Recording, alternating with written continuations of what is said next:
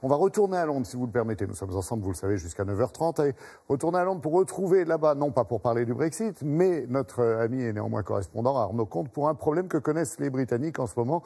Ce ne sont pas les loups qui, là-bas, sur Albion, déciment nos troupeaux, mais le meilleur ami de l'homme, dit-on. Arnaud, il s'agit du chien.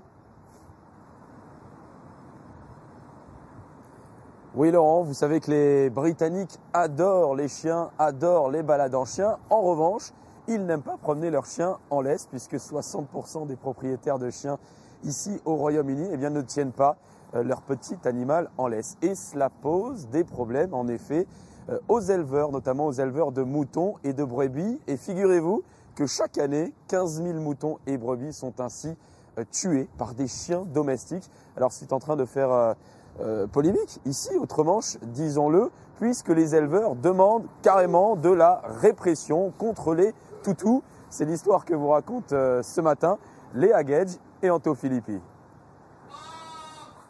Pour les éleveurs de brebis, la saison de mise bas approche. Judy Hancox est propriétaire d'une ferme dans le Gloucestershire depuis plus de 20 ans. Et cette période est depuis quelques années source d'inquiétude, notamment pour ses agneaux, nouveau-nés, attaqués non pas par des loups, mais par des chiens domestiques. C'est un immense problème que tous les éleveurs ont déjà rencontré. La dernière fois que cela m'est arrivé, c'était 2 huskies qui ont réussi à s'éloigner de leur maître dans le brouillard. Et quand j'ai retrouvé mes moutons, 5 étaient morts. Les chiens sont gentils avec les enfants, mais dès qu'ils voient un mouton, une vache ou un poney, leur nature change complètement. Alors, Judy Hancox invite régulièrement des propriétaires de chiens dans sa ferme pour les sensibiliser à ce problème. Il faut dire qu'en 2018, 15 000 moutons ont ainsi été tués au Royaume-Uni. Et dans certains villages, cela devient un vrai sujet de discussion. Je fais toujours très attention quand je le promène en laisse. S'il traverse un champ, même si je ne vois pas de bétail, je garde mon chien sous contrôle. Il faut les socialiser quand ils sont encore chiots, avec des animaux, des adultes, des enfants. Si ce n'est pas fait, il y a toujours un risque qu'ils chassent tout ce qui bouge.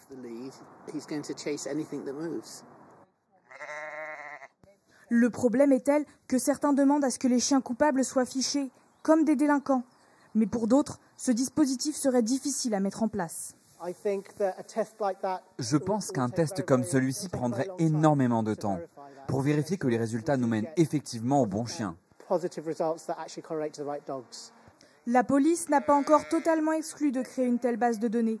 Ce projet verra-t-il finalement le jour? C'est en tout cas le souhait de Judy Hancox. Dites donc, Arnaud, c'est un problème de plus, on peut le dire, pour les éleveurs britanniques qui sont déjà bien ennuyés par le Brexit.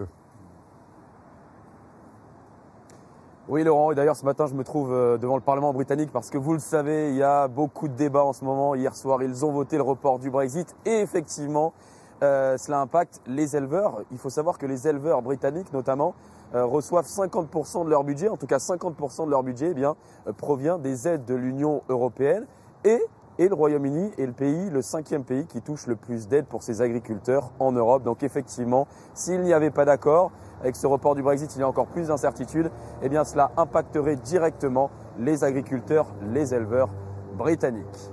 Merci beaucoup Arnaud et n'attendez pas 17h, le tea time pour prendre de l'eau chaude et soigner votre voix.